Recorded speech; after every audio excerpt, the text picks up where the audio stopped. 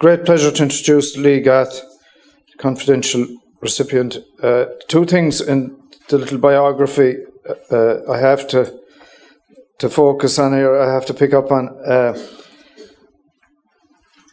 including educating politicians on disability issues and teaching basic politics to groups of people with disabilities.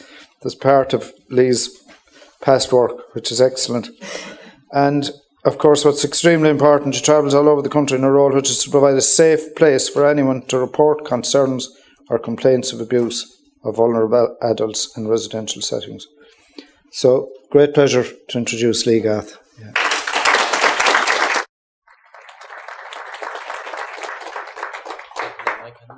Good morning. Hello.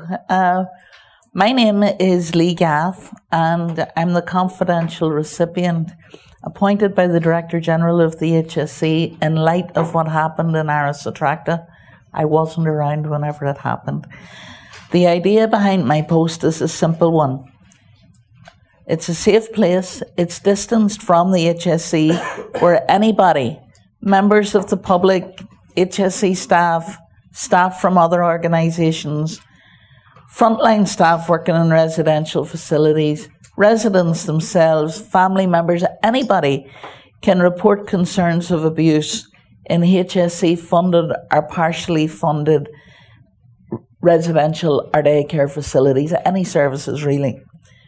The hope is that by having a person seen to be not directly influenced by any person within the HSE, then people might be more likely to come forward and report any concerns, and hopefully that will help to put a stop to the wrongdoing that we've seen. But first, I'd like to explain to people who I am, just for a second. I don't have a legal background, I'm an advocate, but as your other self-advocates have said, I've been advocating for myself and others who don't have a voice for as long as I can remember. When I was a child, my family had no choice but to send me off to a special school. It was a school for kids with physical disabilities in Belfast. And so I have experienced life in an institution. I know what it's like. I only got home at the holidays. So I have an understanding of what people are going through. During the course of my advocacy career, I've advocated for people with disabilities in 3 different jurisdictions, in the North, in Texas, and now here. I've spoken in front of city councillors in the North and worked with parties, both sides of the religious divide, to make sure that with all the political hassle that was going on in the North at the time, that people with disabilities and their families weren't forgotten in the mix. While living in the US for 11 years, I worked closely with legislators both in Texas and on occasion in Washington, DC, to ensure the best possible outcomes of new legislation or new laws for people with disabilities and their families. I also spent a few years working with groups of people with various disabilities across Texas, teaching them about the political process and how it's so vitally important that everybody get involved, and that way you can influence the impact that it's going to have on your lives.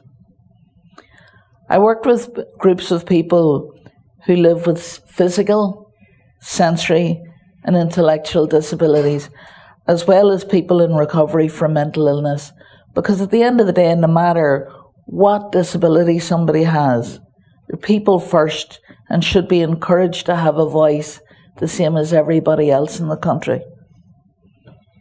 I believe that if you talk the talk, you should be prepared to walk the walk. And in that vein, I was arrested in Texas for protesting the rights of people with disabilities to live in communities and not be locked away in institutions. It was mainly people with intellectual disabilities that states were deciding that would get locked away for no other reason that they had a disability and were costing the state too much money.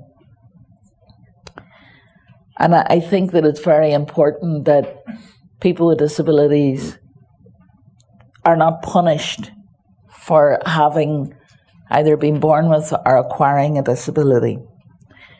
Back here in Ireland, I was actively involved in protesting cuts to PA services imposed on people with disabilities.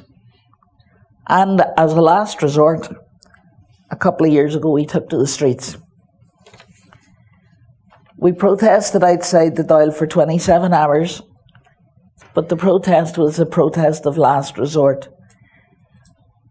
And like I said, it was to ensure that we kept the money that we needed to fund the services that made sure that we weren't punished for having a disability. I'm not easily intimidated, and I have a tendency to speak up when injustice is happening to somebody who can't speak for themselves or defend themselves. I'd like to think that I'm also a fairly reasonable person. I'm able to think through situations and see both sides of the coin. And this job, many times, is more about problem solving than having the ability to think outside of the box, more than anything else. I began working in December with a blank sheet and no idea if the public would even use the service. But over the last 3 months, it has proved that this service is needed. Up to the end of March, there were 15 concerns reported which turned into cases, 8 of which have been solved to the satisfaction of the person raising the concern. 1 has been passed to the Garda and 6 are ongoing. 15 concerns might not seem like a lot, but with these I spend a lot of time on the phone or meeting with the people who raised the concern. And on a few occasions, meeting with the people who have the concern and the appropriate person or persons within the HSE who are in a position to potentially come up with a solution acceptable to everybody.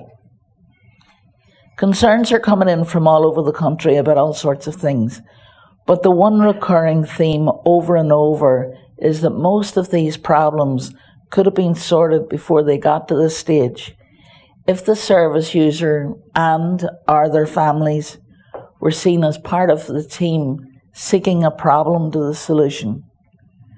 Families know their loved ones better than anybody else, and 99% of the time they'd be happy to work with the HSE to make sure that their family member is able to have the best quality of life they can. I believe that both the HSE staff and the families, and I would say this is more on the blame really of the HSE, people should learn how to speak to each other with dignity and respect. And like I was saying, the families, and if the service user has the capacity and the willingness, should be included in all plans which affect the lives of the service user or the lives of their families. However, with this said, it's important to remember that the vast majority of staff who look after people in really difficult times over the last few years are providing services and making sure that needs are met. Most of the concerns that I've had are not on the scale of Aris Attracta, but they are serious enough for somebody to make the call. I would say that in the last 4 months of all of the people that I've met, 99% of the staff working in these facilities are really hard working, are juggling a lot of balls to make sure that everybody at least gets the basics of what they need, even if all of the frills have been cut off, and are doing an excellent job. But these are never the people that you hear about. The people that you hear about is that 1% who do things wrong, who don't treat people with dignity and respect. But this doesn't mean that there can be complacency about residential or day facilities. It's important to take every concern seriously, and I do. And I look into every single concern, even if it sounds like nothing. I will look into it.